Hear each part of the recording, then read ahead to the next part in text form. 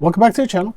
My name is Brad, and today we're going to talk about ASGI. It's a global infrastructure company. Now, it also holds utilities, but we'll get to that. None of this is financial advice, legal advice, or accounting advice, and definitely not tax advice. Jeez, I even have my own tax person. So, don't ask any tax questions, but I'll tell you what they have been paying recently. But let's talk about this. ASGI, Global Infrastructure and Utilities, pays 12.62%. Not bad, but it's selling at a minus 2.8 discount.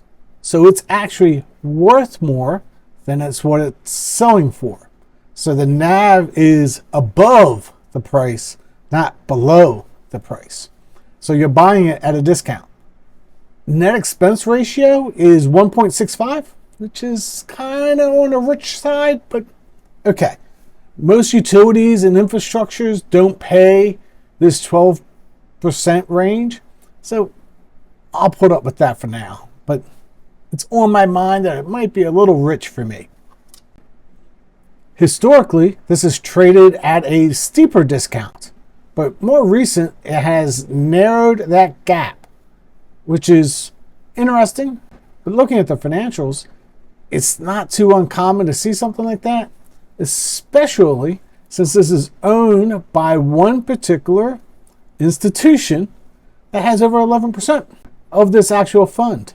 And they're the ones driving this to that smaller gap. I got into this fund earlier this year, and it's in Steve's portfolio. So you can wonder why I got into it. So it's up 15% this year. It's only up 7% since I bought it, but it's not bad. Again, it's giving us over the 12%, and you can see that it's paying monthly. If I look at total returns over the last 4 years, it's up slightly. It's not as good as the S&P 500, but again, it is utilities. So you got to take that with a grain of salt because you're looking at a different part of the market. Price-wise, this is trading right at 3% over 4 years. So it has not had a huge price appreciation over the years, but it's paying you that 12%, and it's only been paying that 12% more recent. And we'll talk about how they get that 12% later on. Like any good income investor, we look at how's these distributions over time. And you can see that they're increasing distributions over time. And that's more recent. And that's because a lot more of the shares have been purchased by institutional investors, and it's kind of forcing their hand into higher distributions. This fund holds everything from railroad companies to cell phone tower infrastructure to industrials to utilities to energy to real estate and a little bit of information technology. And you can see that it's only 53% here in the United States. The rest of it is overseas. So it's diversified globally. If I take apart their financial statement, they don't make enough income to be paying us that 20 cents. They only make about 6 cents.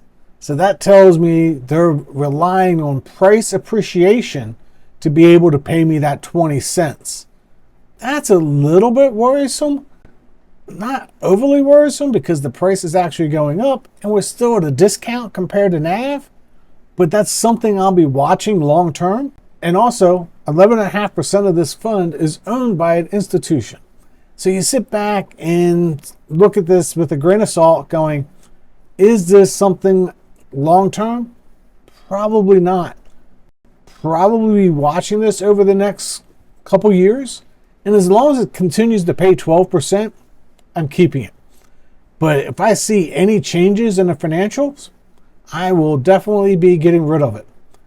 So I put a link to an article below from Nick talking about this and talking about why he thinks it's still a buy and why he thinks it's also a good fund to hold if you're an income investor. Now, it's not the flashy high yields that everybody's into, but it's infrastructure and it's utilities. So when you put those two combined, you sit back and go, you probably should have some diversification among your funds.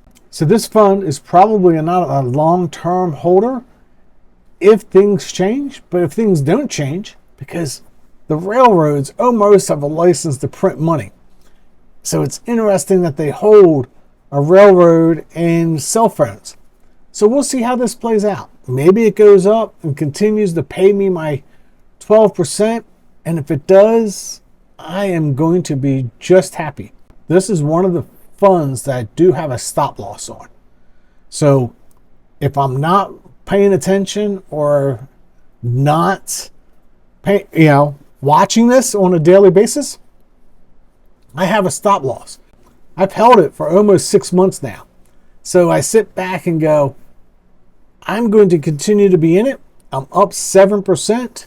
I set my stop loss at 5%. So as long as they're paying me my 12%, and I do not reinvest in this fund. I take all of it out.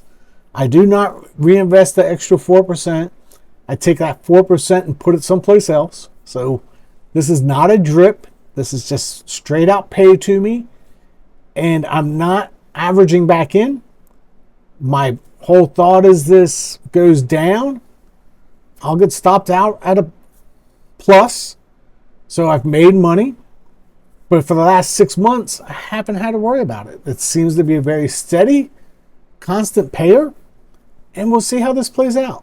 Still think it's a buy, but it's one of those that you want to be careful of just because they're not earning that income and it's actually destructive return of capital.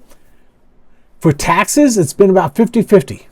50% has been return of capital, 50% has been dividends and distributions. So you sit back and you always have to wonder if this is going to be a long-term fund.